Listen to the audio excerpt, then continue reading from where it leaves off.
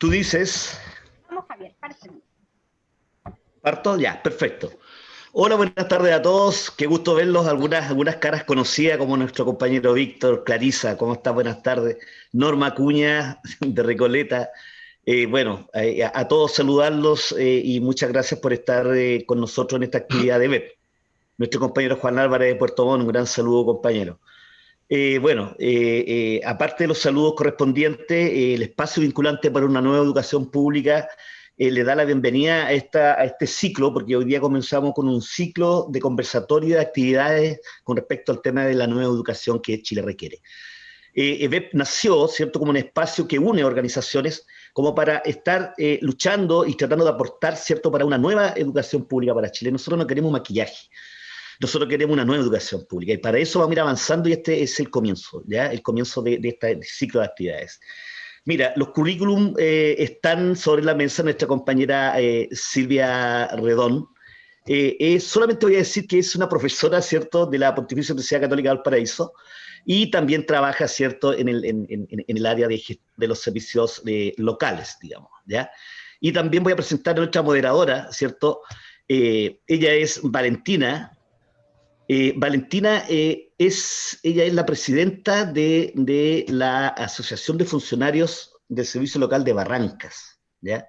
Así como también ha trabajado en muchos servicios públicos, también con proyectos y cosas por el estilo. Así que yo no me alargo absolutamente nada más. Bienvenido a todos. En este caso queda Valentina Rojas, ¿cierto?, a cargo de esto, y Silvia, muchas gracias por estar con nosotros. Gracias a todos. Gracias, Javier, por la invitación y bueno, como decía anteriormente Javier, estoy acá en representación de los funcionarios y funcionarias del Servicio Local de Educación Pública de Barranca, quienes a su vez somos los responsables y hemos asumido el desafío de implementar esta política pública en el territorio. Pero para empezar, saludar a todos y a todas, esperamos que se encuentren bien, agradecemos la presencia, la participación en este espacio que tiene el propósito de analizar el diseño y la implementación de una política pública que está directamente vinculada con la educación pública en Chile. Y en este contexto queremos aprovechar este espacio para abordar los desafíos, los avances a partir de la promulgación y la publicación de la ley 21.040, que a su vez apuesta por la creación de un nuevo sistema de educación pública que establece el traspaso de los establecimientos educacionales administrados por las municipalidades, pero también por las corporaciones municipales a los 70 establecimientos, a través de los 70 servicios locales de educación pública que se pretenden instalar gradualmente en los distintos territorios. Y por otro lado, este espacio pretende discutir más bien sobre el rol del Estado como el principal garante de los derechos a través de esta vinculación con el nuevo sistema de educación pública que tiene el propósito de garantizar una educación gratuita y de calidad fundada en un proyecto educativo público, laico, pluralista, que además promueva la inclusión, la equidad, la tolerancia, el respeto y por sobre todas las cosas la diversidad y la libertad de las y los estudiantes. Y para enriquecer este análisis, Javier ya lo adelantó, contamos con la presencia de una lideresa, doctora Silvia, profesora titular de la Pontificia Universidad Católica de Valparaíso, pero además que cuenta con una amplia experiencia como investigadora en el ámbito de educación. Le damos la bienvenida y para aprovechar este espacio le quiero dar la palabra formalmente, pero sin antes decirles que además contamos con la presencia de otra lideresa, Pamela Soto, subdirectora, ex subdirectora de Educación de la Corporación Municipal de Valparaíso, que también por lo demás cuenta con amplia experiencia en el ámbito de la educación pública e investigaciones. Pero antes de dar inicio a este espacio de discusión, de reflexión, queremos pedirles que puedan escribir sus preguntas, sus reflexiones en el grupo de chat para ir registrando y de esta forma plantear estas inquietudes al final de la jornada. Bienvenidos todos y todas y le damos la palabra a Silvia, quien viene a contar un poco lo que ya le he ido mencionando anteriormente. Un abrazo y disfruten este espacio que por lo más pretende ser sumamente enriquecedor en cuanto a la discusión y reflexión en torno a la educación pública. Adelante, Silvia. Muchas gracias, Valentina, gracias, Javier. gracias especialmente a Sandra, con la cual obviamente yo me vinculé en una primera instancia en el BEP inicial. En realidad agradecer el espacio. Estos espacios son relevantes, especialmente en un momento tan crítico para la educación y para Chile en este momento constituyente. Voy a compartir con ustedes una presentación.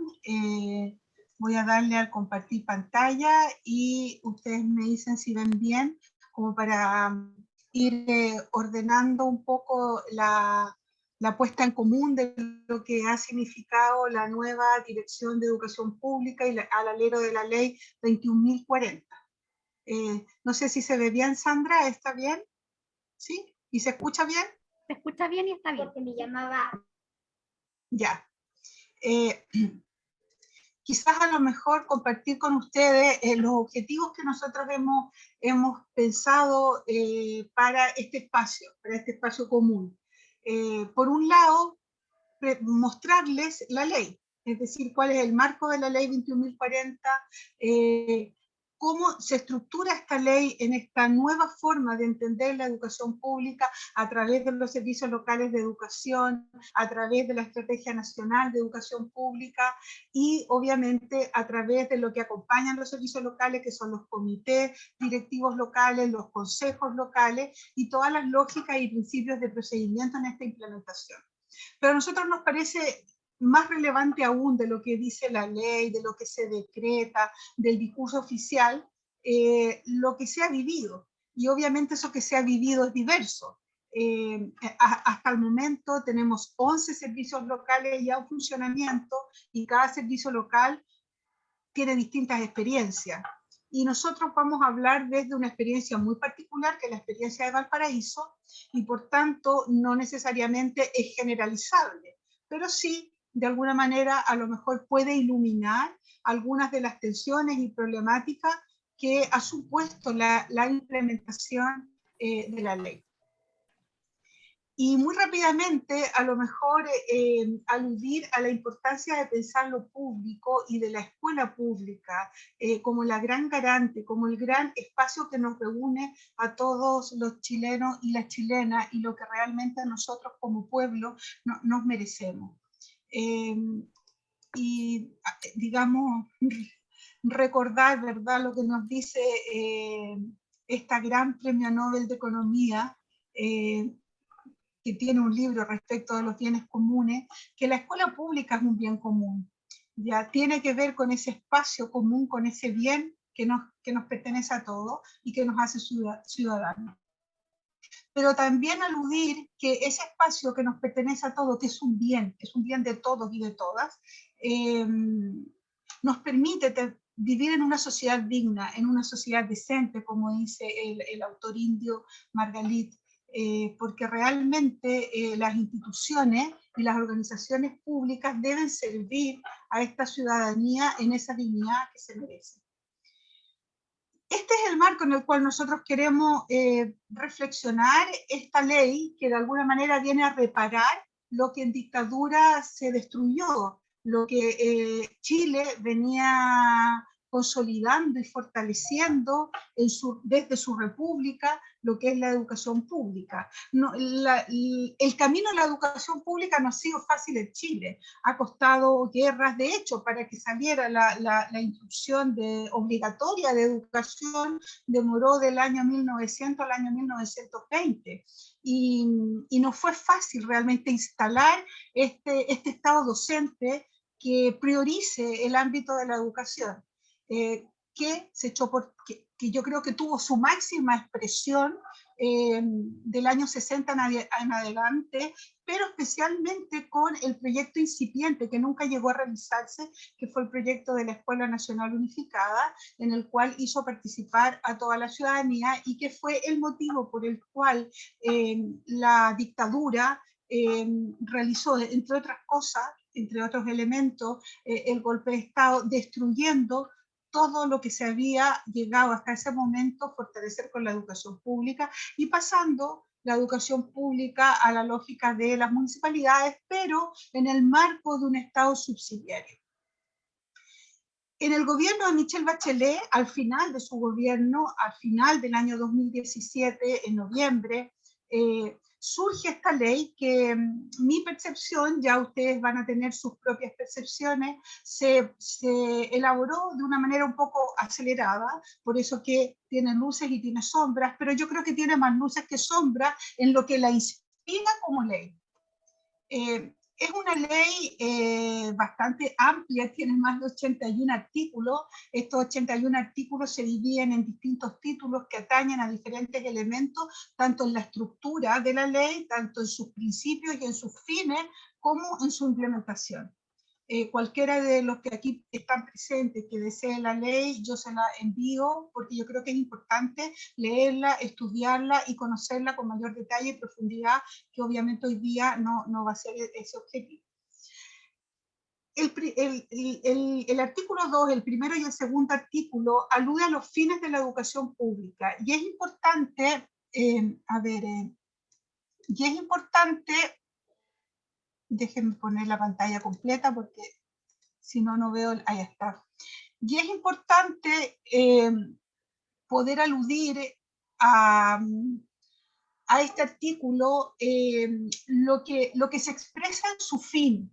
Es el pleno desarrollo de los estudiantes, alude a la formación integral, y en esta formación integral habla del desarrollo espiritual, social, ético, moral, afectivo, intelectual, artístico y físico.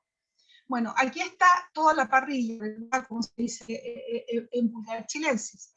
Sí, y lo que digamos no está mal, pero es complejo porque hay muchos, me ha tocado investigar y me ha tocado estar en muchas escuelas públicas altamente confesionales que se acogen y adhieren a este principio de la ley como fin, vinculado al desarrollo espiritual, ético y moral, para un poco justificar una lógica muy específica y muy particular confesional respecto de la coherencia con la ley. Y por otra parte, la ley, digamos, establece que hay que desarrollar la creatividad, la capacidad crítica, la participación ciudadana y obviamente los valores democráticos. Este es un primer elemento que yo creo que es interesante que en algún momento podamos remirar y discutir. Esa definición y esos fines de la educación pública respecto a la ley 21.040 levanta nueve principios. Estos nueve principios que levanta la ley son los que ustedes ven ahí.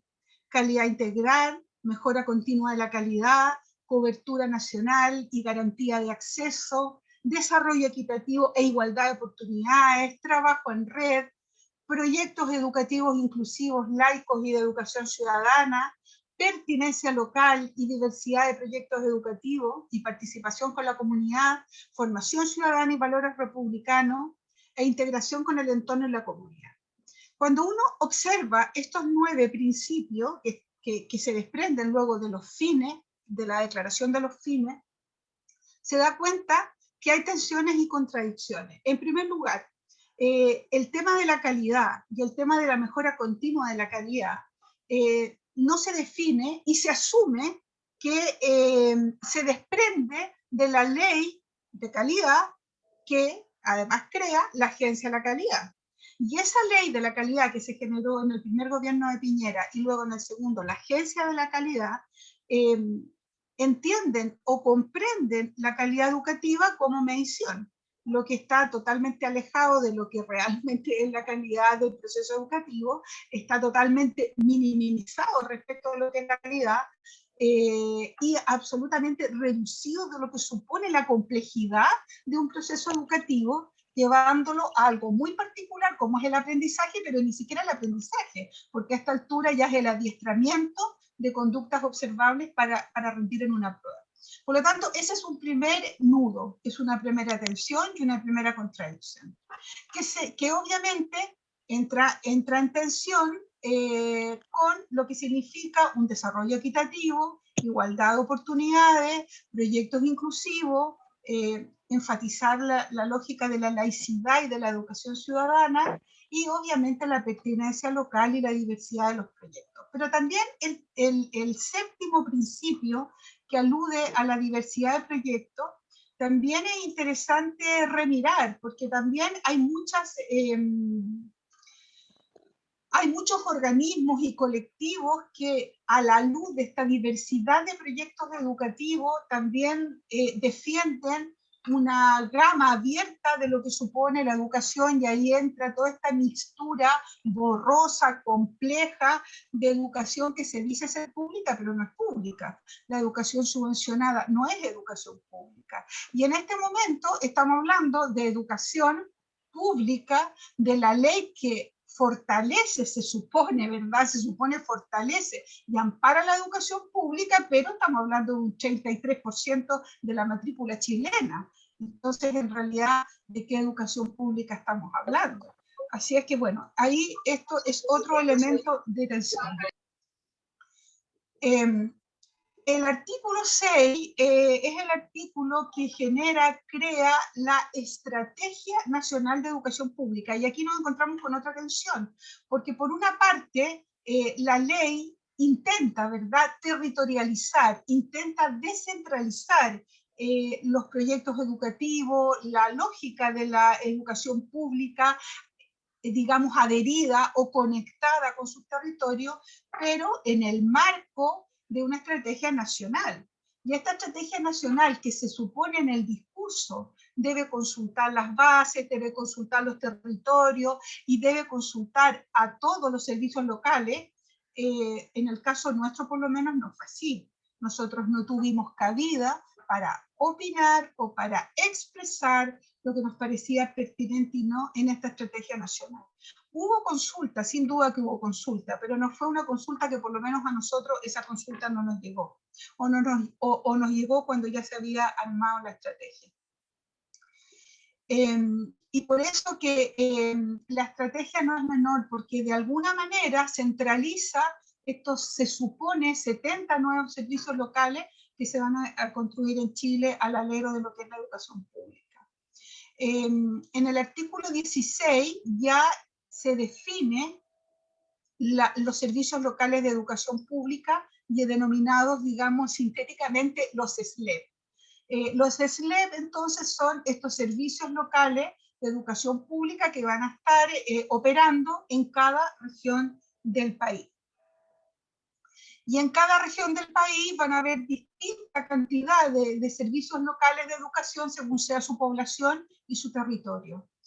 Sin embargo, estábamos conversando con Pamela cuando discutíamos esta presentación, y claro, lo que la ley en algún momento determinó en términos de número y en términos de jurisprudencia, bueno, no ha operado necesariamente así. Me comentaba, por ejemplo, que en el caso de Valparaíso, que hay 8 servicios locales, y el nuevo servicio local que se ha generado, el primero, digamos, que involucra a Juan Fernández y que se suponía también incorporaba a Casablanca, Casablanca se descolgó digamos, el presidente de la República lo autorizó. Bueno, ahí está la cantidad de los servicios locales por región y la estructura de esta nueva educación pública. Me está diciendo que mi conexión a internet es inestable. Ustedes me avisan si me dejan de escuchar, porque vivo en una zona rural, en el campo, y aquí suele perderse la conectividad. Al momento, Silvia, no has presentado ningún problema, así que continúa nomás con la presentación. Ya tú me avisas. Bueno, el primer elemento es que se crea esta Dirección de Educación Pública, cuyo representante, director o directora, es un funcionario de confianza del presidente de la República.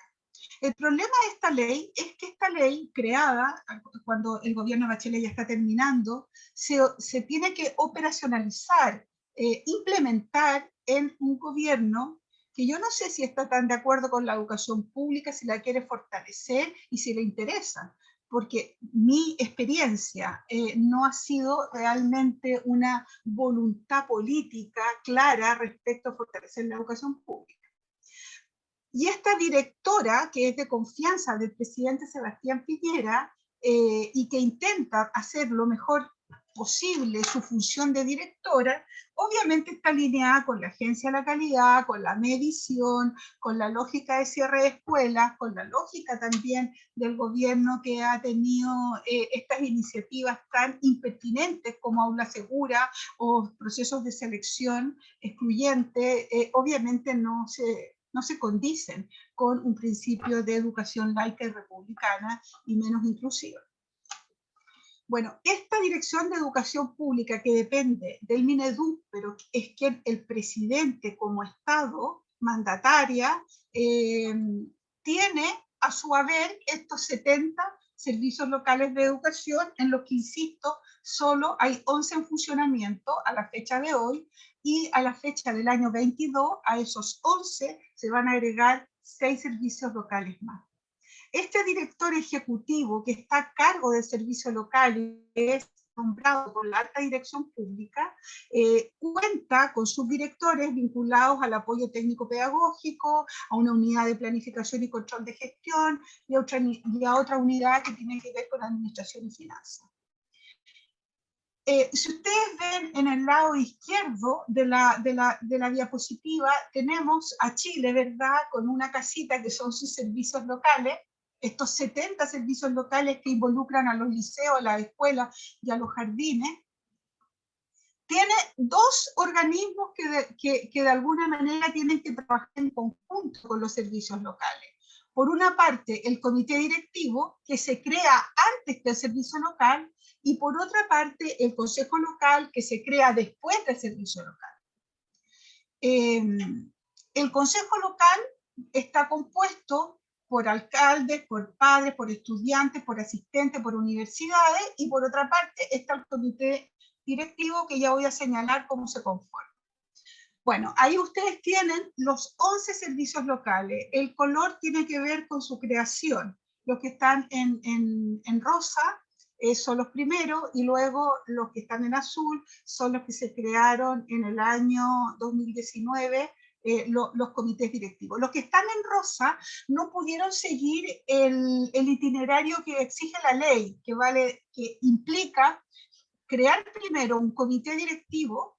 Después del comité directivo se establece, se genera, se implementa el servicio local y después los consejos locales, sino que inmediatamente o paralelamente, mejor dicho, se generaron el comité directivo y los servicios locales. Y eso sin duda es un problema, ahora les voy a explicar por qué. Pero en el caso de los que están en azul, que son estos 4 servicios locales generados en el año 2019, sí se generan tal cual dice la ley. Primero, se constituye el comité directivo para que este comité directivo realice la búsqueda del mejor perfil de su territorio para elegir y mandar una terna al presidente de la República y poder confirmar al director ejecutivo local del servicio, y este director ejecutivo del servicio pueda configurar y conformar su equipo y la instalación del servicio local de educación. Hitos del comité directivo son bien relevantes. El primer hito tiene que ver con nombrar y elegir a los integrantes del comité directivo.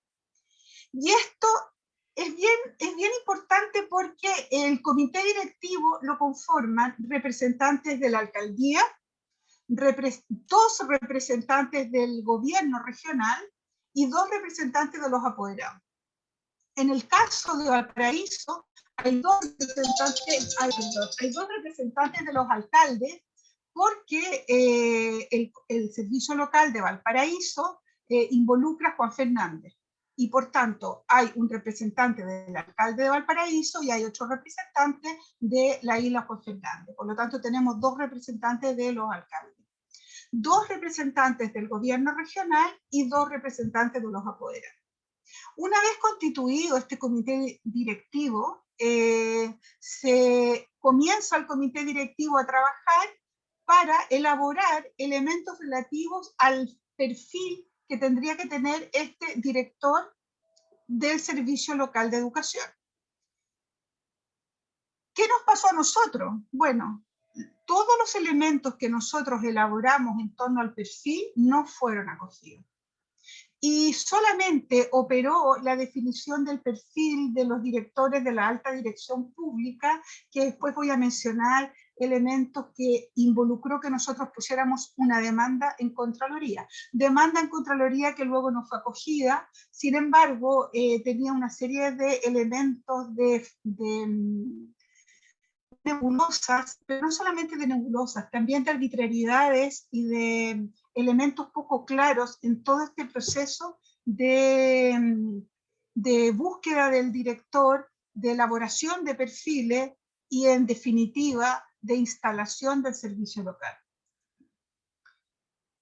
El comité directivo local es relevante para la configuración del servicio local porque es un órgano que tiene atribuciones resolutivas, no solamente consultivo o asesor. Y lo interesante es que es bien ajeno a todo el elemento estructural que pende de la DEP propiamente tal, porque tiene representantes de las alcaldías, del gobierno regional, pero también de los apoderados. En el caso nuestro, los representantes de los apoderados han sido valiosísimos, porque realmente quien conoce lo que está pasando en cada escuela, lo que está pasando en las familias, lo que está pasando en los territorios, son los apoderados. Los apoderados tienen un saber profundo, un saber real, un saber claro, un saber sabio respecto del territorio en el ámbito educativo.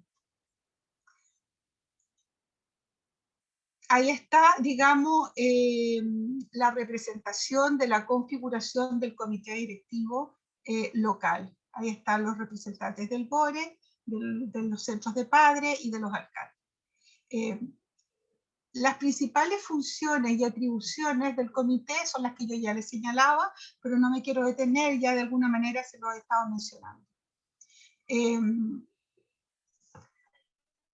El esquema general del perfil del cargo del director ejecutivo del Servicio Local de Educación está diseñado y estructurado en base a un énfasis por el ámbito de la gestión.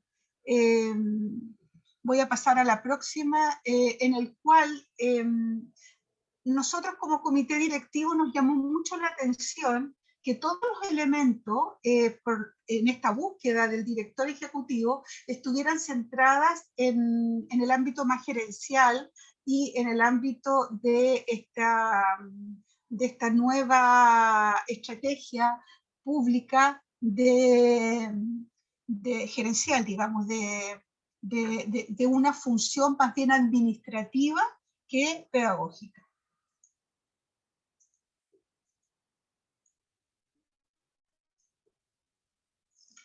Y si nosotros vemos algunos elementos de la ley, dice, es altamente deseable poseer experiencia relevante en gestión y administración, claro, de proyectos educativos, pero lo más relevante es la gestión y en la administración. Y obviamente después se vuelve adicionalmente a valorar la planificación estratégica, la gestión de recursos, la gestión y gestión. Nosotros fuimos críticos, pero también argumentamos por qué nos parecía relevante, especialmente en el territorio de Valparaíso, que habían levantado un proyecto pedagógico muy sólido en el ámbito educativo, la importancia de que el director de ese territorio no solamente conociera el proyecto educativo que se venía trabajando, sino que tuviera una experiencia y una solidez en el ámbito propiamente educativo y pedagógico.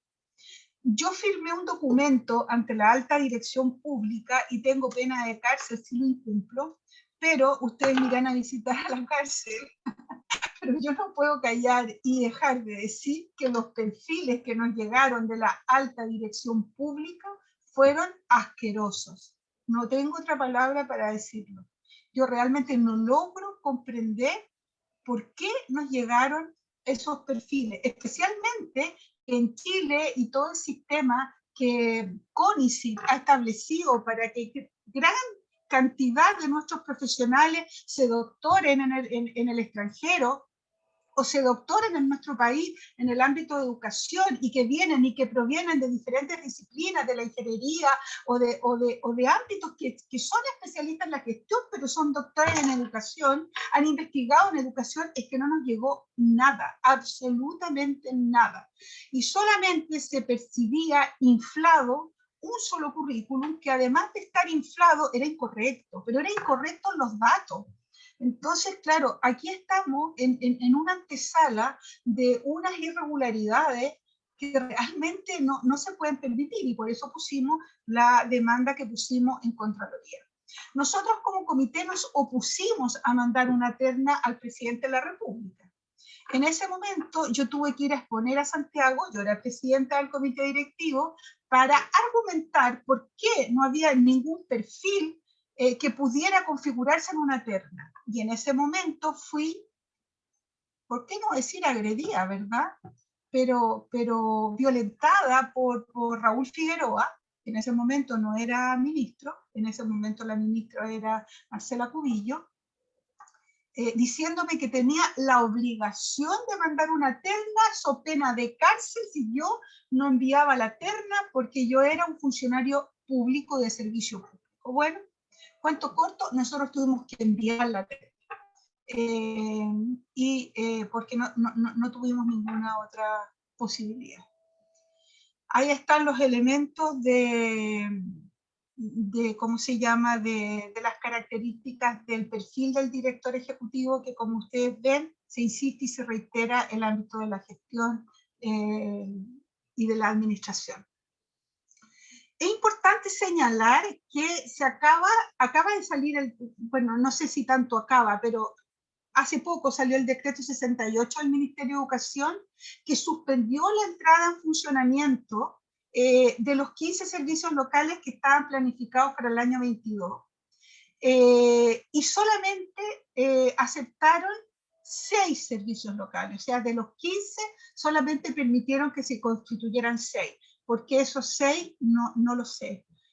¿Cuáles fueron los 9 que se vetaron? Tampoco lo sé. En lo personal, y esto es una opinión personal, creo que no se debió haber aceptado ninguno, porque realmente hay un aceleramiento del gobierno por a toda costa acelerar este proceso de configuración de comité y de servicios locales, porque, y esta es otra opinión personal, pero que obviamente tengo elementos de base y de experiencia para confirmarlo, hay una manipulación enorme de poner personas que consientan la política pública educativa del gobierno vinculada a la métrica, vinculada a la segmentación, vinculada a la exclusión y en definitiva vinculada a la exterminación de la escuela pública. Porque obviamente si yo cierro escuelas porque no dan la talla por una prueba que mide algo que no sé qué mide, porque ni siquiera está eso totalmente confirmado como calidad educativa,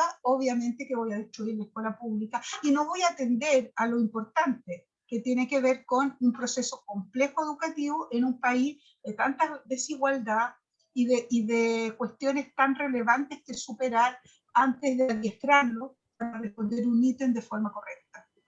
Por lo tanto... Más, Silvia. ¿Sí? Disculpa que le estoy la hora. Exacto, porque para aprovechar de que hay distintos actores. Ok.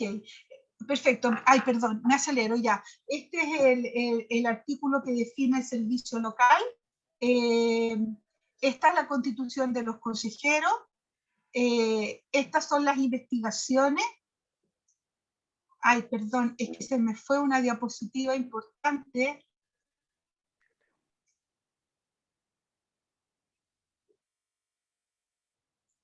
Que tenía que ver con el traspaso. En esta lógica de traspaso, a mí me gustaría compartir con Pamela, que está acá y que ella ha sido parte de ese traspaso, un poco para darle la palabra antes de pasar a estos últimos nudos críticos y reflexiones respecto de respecto de los servicios locales. Ahora, hay muchas investigaciones que han realizado respecto a los servicios locales, no nos vamos a detener, tenemos muchos foros más Solamente quisiera decir que en este proceso de traspaso, de constitución de los comités directivos y de la instalación de los servicios locales y traspaso, tampoco ha funcionado según lo indica la ley. Yo no sé, Pamela, si tú puedes orientarnos y ilustrar respecto de lo que cómo eso ha acontecido. Sí, gracias Silvia, y también ahí siguiendo un poco lo que nos señala Sandra de apretar un poco la presentación para que entremos a dialogar. A mí me gustaría comentarles como precisamente el caso de Valparaíso, de forma muy sucinta, que tiene que ver ya con el traspaso específicamente desde la corporación al servicio local. Entonces, una vez que existe ya un comité directivo y que se selecciona a un director de la SLEP, ese director es quien empieza a hacer el proceso en conjunto con la DEP del traspaso. Eso se tarda un año. ¿Ya? O sea, pensando en estos servicios locales que se van a implementar el año 2022, va a haber un año completo donde se va a estar haciendo este traspaso.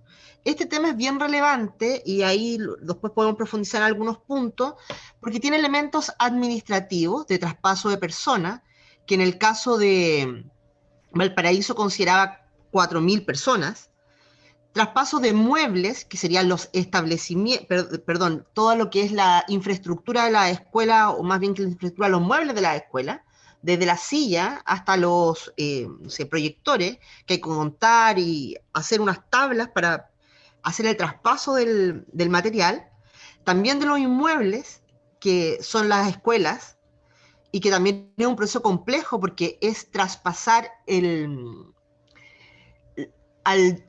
al dueño, o sea, la escuela deja de ser una propiedad de la municipalidad y pasa a ser una propiedad ahora del Estado de Chile. Entonces, por eso es un proceso largo. Hay otra etapa que tiene que ver con el financiamiento. En la ley se señala y fue bastante como, yo diría como publicitado, que el traspaso es sin deuda.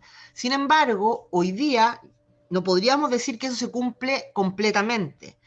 Hay instrumentos que se utilizan para ir saldando deudas que tienen en general las municipalidades con sus trabajadores, como es FAEP. Sin embargo, la flexibilidad del instrumento, en este caso de este fondo, va a depender del gobierno de turno. Entonces nosotros tuvimos primero, en el caso de Valparaíso, una perspectiva de uso de recursos vinculado a lo que señalaba el gobierno de Michelle Bachelet, y luego otra forma de entender el uso de recursos con Sebastián Piñera. Por lo tanto, es algo que también hay que estar atentos y atentas, cómo se hace el proceso.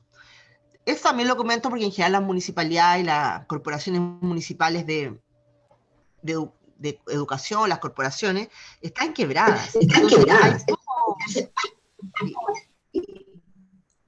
Otro elemento que es relevante, que ya habló Silvia, tiene que ver con la estructura nacional que se está construyendo. Si bien es una estructura nacional que por ley señala un proceso de descentralización, lo que tenemos en la medida en que hay una estrategia nacional de educación pública muy rígida y muy vinculada a la ley de aseguramiento de la calidad, es muy difícil incorporar los elementos territoriales.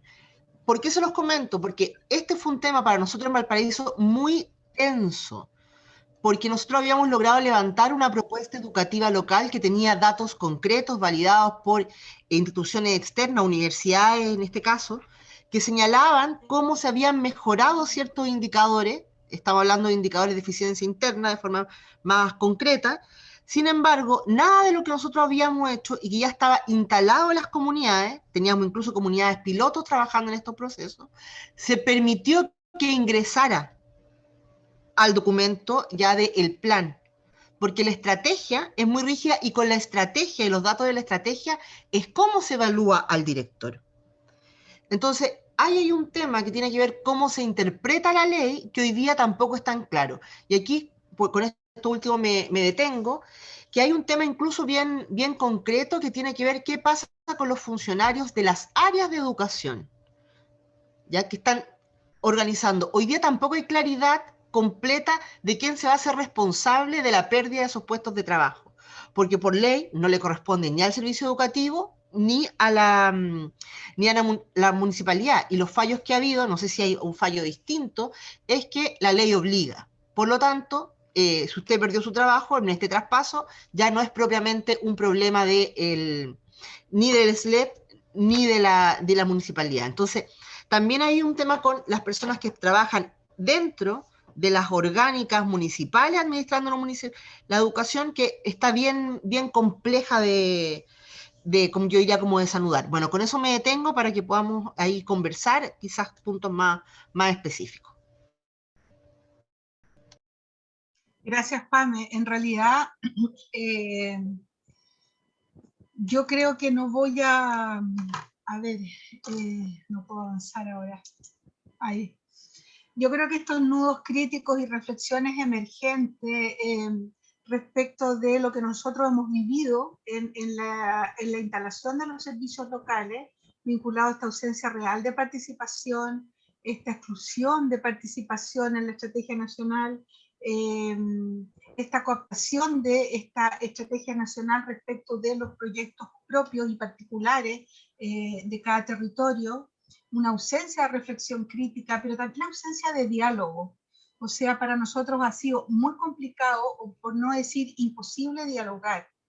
Todos son oficios que van, oficios que vienen, hay una performance, hay una actuación de como si conversáramos, pero en definitiva no hay diálogo.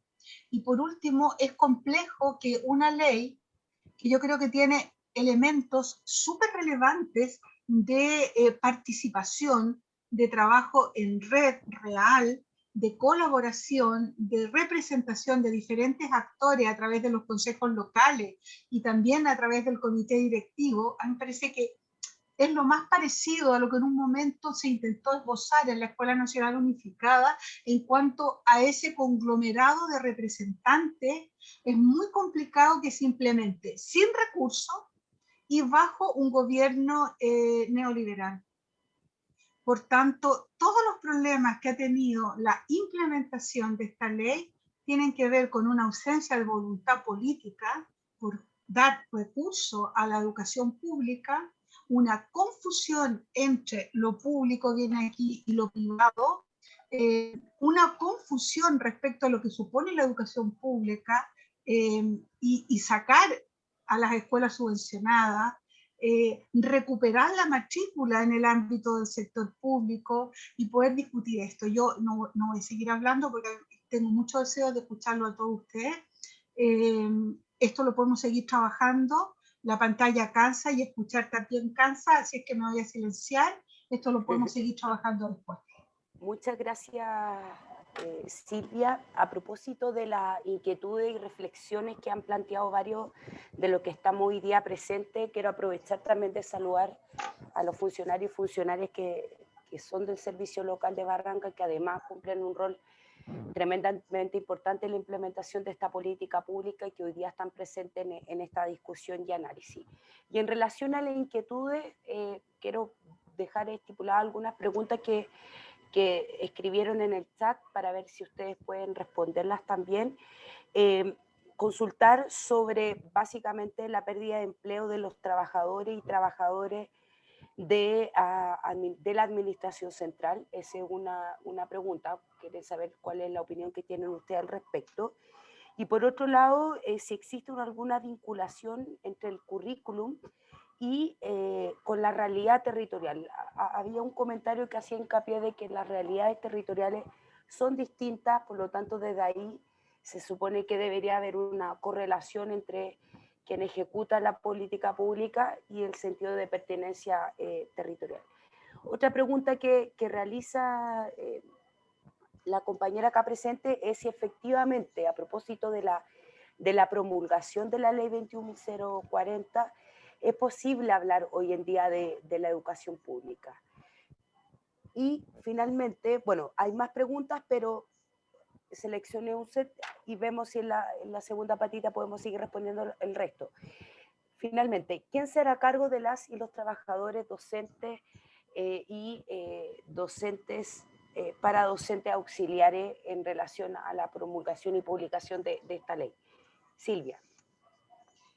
Sí, yo voy a compartir con Pamela algunas de las cuestiones que son en el caso de Valparaíso. Muchas personas han quedado sin trabajo y ella tiene el dato de esa gran merma en el ámbito laboral. Yo solamente me voy a remitir a un elemento que es preocupante, que tiene que ver con el currículum y el territorio. Nosotros en Valparaíso, como actores del comité directivo, estudiamos mucho el proyecto pedagógico y nos dimos cuenta que el proyecto pedagógico que venía trabajando la Corporación Municipal de Valparaíso se adentraba profundamente en la realidad del tejido social, de las características de ese territorio que es Valparaíso. Y ellos, como bien dice Pamela, ellos subieron indicadores de matrícula y elaboraron un proyecto de acompañamiento a las trayectorias, poniendo énfasis en ese éxito escolar. Sin embargo, nada de eso fue acogido, porque efectivamente está esta tensión entre la Estrategia Nacional de Educación Pública, que está alojada en la Agencia de la Calidad, la necesidad de seguir con esta lógica de las mediciones estandarizadas versus una forma de entender la educación de forma compleja, de forma situada desde una dimensión territorial. Eso no está presente, por lo menos en Valparaíso no lo estuvo. Yo no sé si en otros servicios locales, sé que hay bastantes servicios locales que han tenido también este mismo problema, porque está esa tensión. Por un lado, un gobierno que quiere insistir con la lógica de la medición, entendiendo por eso calidad, que quiere insistir con una estrategia nacional de educación pública y dice que sí, pero no lo hace. Dice que es territorial, pero no acoge los proyectos territoriales pedagógicos. Por lo tanto, esa dualidad, esa ambivalencia, por no decir más fuerte, esa esquizofrenia es muy compleja para realmente fortalecer la educación pública. Y lo que tiene que ver con los puestos de trabajo, en realidad nosotros no tenemos en conocimiento qué cantidad de puestos de trabajo han quedado cesantes. Sin embargo, independiente de lo que a lo mejor Pamela pueda aludir desde su experiencia, y esa situación es una falta a toda dimensión de dignidad y de derecho, porque si vamos a implementar una ley no puede ser al costo de dejar a las personas sin trabajo. Eso no puede ser. Sí, voy a partir respondiendo a esa pregunta que tiene que ver con el tema de lo que está contemplado en la ley, ¿ya? Para el tema de los trabajadores. Lo que está contemplado en la ley para los trabajadores es básicamente prioritariamente a los profesores y a los asistentes de la educación que son parte de establecimientos educativos, ¿ya? El proceso de revisión de las contrataciones, o más bien de los contratos, y las funciones asignadas a los contratos es un tremendo tema, ¿ya? En Valparaíso, yo por eso voy a hablar del caso de Valparaíso, que es donde tengo conocimiento, no conozco la realidad de todas las municipalidades, pero hay bastantes cosas similares. Había un porcentaje muy alto de personas que no tenía contrato, ¿ya? Nunca había firmado su contrato, nunca había visto su contrato, ni había claridad en cuántos años dentro de la corporación tenía en relación con la cantidad de horas que hoy día realizaba dentro de un establecimiento educativo. Entonces habían personas que tenían un contrato quizá en algún minuto por 12 horas, pero hoy día tenían 44. Y nunca se hizo esa actualización de contrato. Además nos tocó el tema del traspaso durante la pandemia. Fue todo el año 2020. Entonces se hace una organización interna, ya lo que está mandatado por ley, entre representantes del colegio de profesores, de asistentes de la educación, el empleador y la DEP, ¿ya? Y además representantes de las LEP durante el segundo semestre del año, ¿ya? Entonces, hay todo yo diría como un protocolo de trabajo para eso. Sin embargo, el protocolo no considera todos los elementos. ¿A qué voy con esto? Por ejemplo, en el caso de los asistentes de la educación, las funciones asignadas a los asistentes no están, piden un contrato en general. Sin embargo, cuando yo me voy a traspasar, porque me voy a traspasar a otro empleador, ese empleador me podría dar otras funciones. Me está respetando mis horas, estoy pasando como asistente de la educación, pero no está respetando lo que yo hoy hago dentro de un establecimiento específico. Y el problema que hay, que existe es que hasta el momento, yo diría como el protocolo no considera esos elementos. Hace funciones muy generales. ¿Ya? Otro tema importante ahora para los profes. ¿Ya? Además nos tocó el tema del reconocimiento de horas. ¿Ya? Entonces, me imagino que hay varios profes, hay horas que se financian por subvención regular, hay horas que se financian por CEP, y hay horas que se financian por otros fondos, como por ejemplo FAEP. Entonces, o las horas PIE también. Esa como nomenclatura que implica los contratos es algo que hay que tener muy claro, porque lo que me va a pedir la SLEP es cuántas horas yo tengo, pero cómo se distribuyen y cómo se financia, no.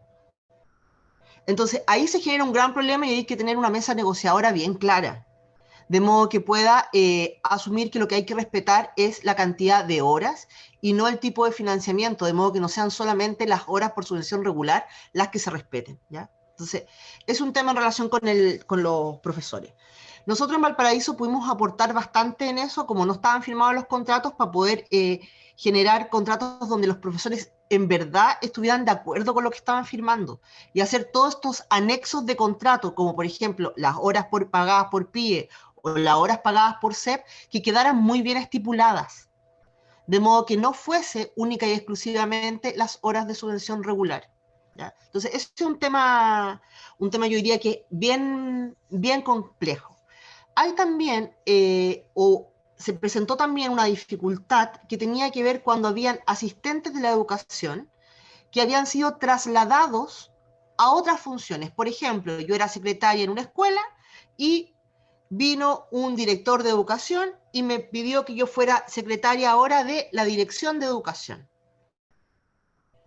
Ese puesto de trabajo, ¿ya? Que tiene que ver con cómo me traspasaron de la escuela a la dirección de educación, muchas veces no queda regulado. Y propiamente los que se traspasan de forma directa son las personas que están en los establecimientos, no las personas que están en la administración central. Y ahí tuvimos un par de casos muy emblemáticos y muy difíciles porque les llegó la notificación que no se iban a traspasar el 24 de diciembre. ¿Ya? Entonces ahí hicimos una orgánica con los sindicatos de decir, no, o sea, esta persona no es culpa de ella que se haya cambiado su lugar de trabajo. Ella sigue siendo funcionaria y tiene que reconocerse todos los años de servicio. Entonces, esas son cosas como bien importantes, tenerlas claras desde el inicio, instalar todas las preguntas de modo que no sea al final del proceso que me doy cuenta de todos los casos especiales, como por ejemplo las contratas. Ese es otro problema, porque el plazo o el traspaso es el día 31 de diciembre del año en curso, cuando se inicia el proceso. Y las cartas para los profesores a contrata se les va a reconocer enero y febrero, pero hoy van a tener otro empleador. Por lo tanto, también hay hartas cosas como de esas, como yo diría, como pequeñeces que no están reguladas en la ley, pero que afectan directamente la vida de las personas. Y no puede quedar al arbitrio del servicio local y no poder plantearlo como lo vamos a hacer en todos estos casos. ¿Ya? Hay otro problema también bien importante que tiene que ver con el financiamiento de los establecimientos. ¿Ya? O sea, lo que dice la ley o lo que pretende la ley es que a partir de los servicios locales no debiese haber deuda, pero es imposible porque el sistema de financiamiento es el mismo, ¿ya? Y además, por ejemplo, en el caso de Valparaíso, la municipalidad aportaba con 3.000 millones anuales para el mantenimiento del servicio educativo, fondo que ahora el servicio local no tiene. Y además, nosotros habíamos logrado aumentar la matrícula. Lo que hace el servicio local, viene la pandemia, toma otras medidas, disminuye la matrícula. Por lo tanto, la cantidad de docentes, la cantidad de personal que existe en los establecimientos es mayor con la cantidad de estudiantes que hoy día existen. Hay como 1.700 estudiantes menos. ¿Ya? Estamos hablando de 4. ¿Ya? Entonces, ese tipo de cosas, donde un año después del mantenimiento del servicio local, ¿qué va a pasar? ¿Ya? Por eso yo les cuento además un caso emblemático porque nos tocó junto con la pandemia. Otro elemento relevante que no lo he tocado todavía tiene que ver con los trabajadores de los áreas de educación de las corporaciones o las direcciones de educación en las municipalidades. Lo que regula la ley y lo que señala la ley es que todos los funcionarios anteriores al año 2014 traspasan automáticamente. Sin embargo, ahí viene todo el tema del contrato que yo les comentaba. ¿Por qué esta profesora hoy día es coordinadora de escuela si era profesora, por lo tanto no se hizo la modificación del contrato, no se traspasa? Entonces, mucha atención con eso, cómo está en el contrato de cada uno de ustedes las funciones asignadas. Porque lo que les van a decir ahí, ¿por qué está haciendo otra cosa? Si tiene contrato de profesora y hoy día es coordinadora en la dirección de educación y eso no está regulado, no se puede traspasar. Entonces, mucha atención. Es muy formal el proceso. Entonces, ahí hay que estar siempre anexando información para todos estos casos que están no regulados y que en general en las municipalidades además hay varios, ¿ya? O sea, no, o por lo menos en Valparaíso era mucho, yo diría, mucho caso. Pero además eso habla de cuando es mucho caso es que era una práctica de trabajo instalada de esa forma. En mi caso particular, por ejemplo, yo entré el año 2017 con la administración de ese año, en un cargo de subdirección. Por ley, a mí no me correspondía traspasarme, pero sí lo que dice la ley es que todos los que no se puedan traspasar, debiese la municipalidad entregar posibilidades de insertarse en otros campos. Y eso está en una nebulosa que no ocurre. Yo en particular tengo hoy día un proceso judicial vinculado a eso, y ya el juez falló diciendo que no le corresponde a la municipalidad y no le corresponde a la SLEP hacerse parte de mi caso. A mí lo que me interesaba con este proceso era poder mostrar justamente este vacío de la ley, donde no es, o sea, desde mi caso particular yo pude tener un trabajo, pero hay personas que no, ¿ya? De hecho, por ejemplo, mi compañera que era la directora del área de educación, se quedó sin trabajo y hasta el día de hoy no tiene. Entonces, ¿cómo vamos a hacer con todo ese grupo que no contempla la ley?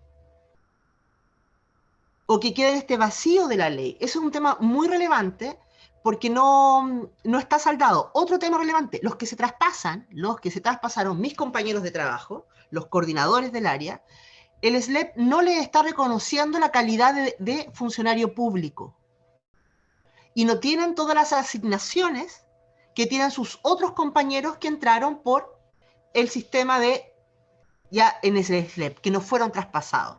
Y eso también es un tema irregular y que también hay que mirarlo. Si bien la ley dice que usted no va a perder su condición salarial, y por lo que yo sé hasta ahora eso se ha respetado, no se reconocen las mismas condiciones que los otros funcionarios. Por lo tanto, en el SLEP habrían funcionarios que tienen el estatuto de funcionario público y pueden subir de escalafón, y otro grupo de profesionales que no lo tiene y que no lo va a tener, porque además le dijeron que los van a tener. Entonces, eso a nivel del traspaso de personas es un tema bien relevante, que hay que estar pensándolo, que hay que, todos los que estén aquí vinculados a servicios locales que se van a traspasar este año, tienen que empezar a mirar, tienen que estar súper atentos porque hay muchas cosas que no están en la normativa. Y si no tienen un empleador que esté de parte, podríamos decir, como de los trabajadores y subsanar los problemas, puede quedar mucho más gente sin posibilidades. ¿Qué pasó, por ejemplo? Hay muy concreto el HPB, que me imagino que la mayoría de ustedes lo conoce como programa, todos los profesionales del HPB, no se renovó el contrato. El SLEP decidió que esos profesionales no se iban a traspasar. Y dada la condición contractual que tenía la mayoría, que era contrata, fueron todos despedidos. Entonces, esa regulación no es completa. O sea, efectivamente, el eslogan es traspaso sin deuda. El eslogan es se traspasan todos, pero en lo real eso no ocurre.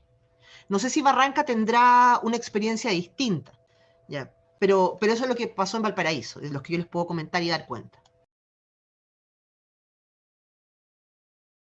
Pamela, la última pregunta ¿Es posible señalar que las personas que tienen alto cargo en los SLEP cuentan con experiencia en ámbito educativo o bien sigue funcionando a dedocracia? Es una de las preguntas que está planteando Camila Núñez. Camila, o sea, intuyes bien, en el sentido en que hay elementos que están en la ley que tampoco se respetan para los cargos, como por ejemplo el conocimiento del territorio. ¿Ya? La mayoría de las personas que están en el SLEP de Valparaíso no son de Valparaíso, no habían vivido en Valparaíso, quizá en algún minuto nacieron en Valparaíso, había como 2 casos que los plantean así, son de la región y habían nacido en, no sé, Limache, que no es la misma realidad que Valparaíso. Eso no se está respetando. Hay algo que dijo Silvia que es muy importante, que tiene que ver con la pérdida del foco pedagógico en la administración de los servicios locales. El foco es administrativo. Entonces, la ley que tenemos hoy día no nos permite, esta es mi posición, ¿ya?, recuperar la escuela pública que nosotros estábamos pensando cuando queríamos una ley de educación pública, que era salir de esta lógica administrativa, que al final nos tiene a todos rindiendo documentación y poco tiempo para reflexionar sobre el trabajo pedagógico que podemos hacer. Entonces, tenemos por una parte, en Valparaíso hoy día, grupos de personas que están administrando las LEP, que no tienen el conocimiento territorial. Yo no estoy poniendo en duda sus capacidades profesionales, no las conozco tan de cerca como para hacer un juicio, pero lo que puedo señalar es que no tienen el conocimiento del territorio. No hubo posibilidad, y esto se los puedo decir muy concretamente, porque a mí me tocaron esas conversaciones, con el servicio local, con el área más pedagógica que tiene, ¿ya?, que se llama obviamente técnico.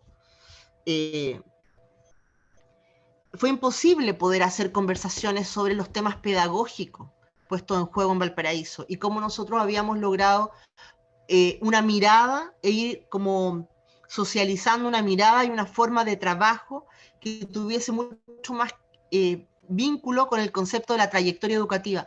La ley contempla el concepto de trayectoria. El tema es cómo yo leo esa trayectoria.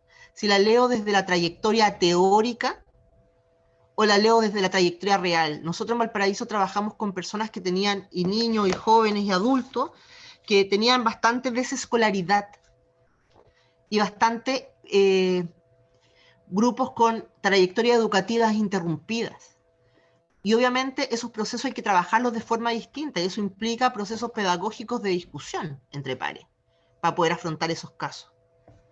Y también en una mirada de la educación también mucho más, yo diría, transdisciplinaria.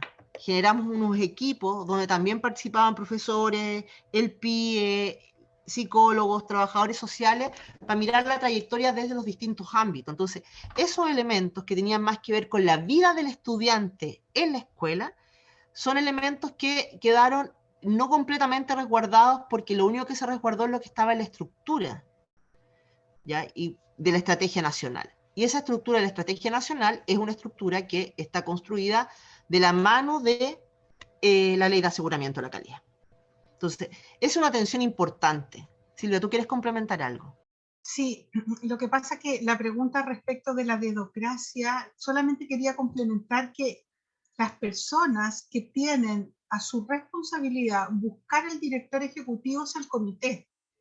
El comité recibe desde la alta dirección pública, desde el servicio público, puede recibir entre 4 y 8 currículum para mandar una terna al presidente.